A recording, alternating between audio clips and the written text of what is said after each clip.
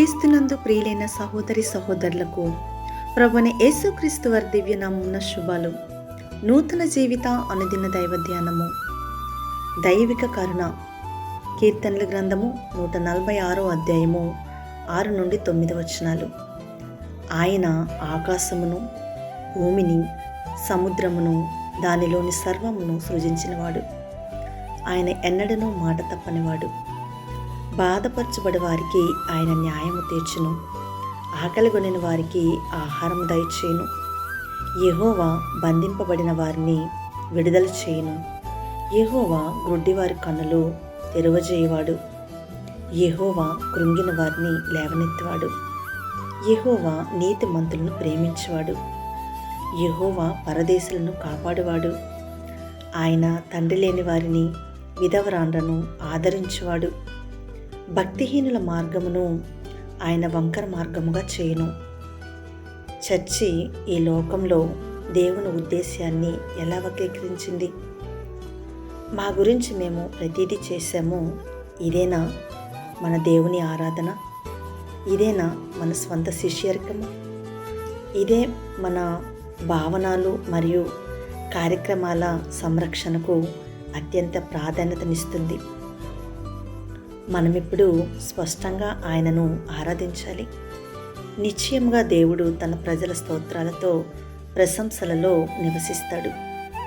మనము మన పిల్లలను ప్రభువులో పెంచాలి.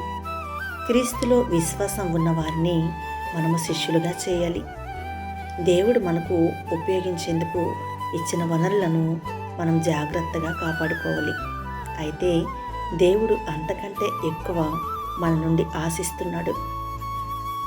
అతను వేరే ప్రాధాన్యతను కోరుకుంటున్నాడు.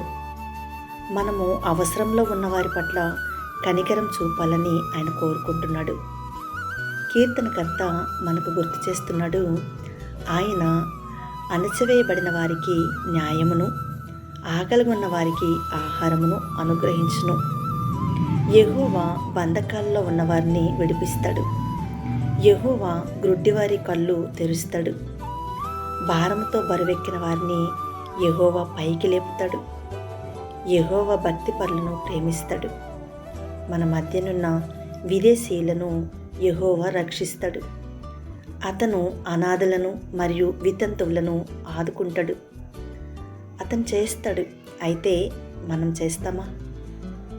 అవసరమైన వారి పట్ల దేవుని వైఖరి పాత మరియు కొత్త నిబంధన రెండింటిలోనూ పదే పదే నిరూపించబడింది. ప్రశ్న ఏమిటంటే, మనము అతని పనిలో చేరతామా? దేవుడు మిమ్మల్ని మరియు నన్ను ఆయనను అనుసరించమని పిలిచాడు. మన చుట్టూ ఉన్నవారికి సహాయం చేయటం ద్వారా మనము ఆయనను వెంబడిద్దాం. ప్రార్థన.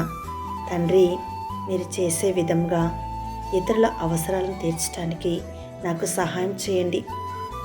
మిమ్మల్ని గౌరవించే విధంగా ప్రతిస్పందించడానికి నాకు సహాయం చేయండి. యేసు నామములో ఆమేన్.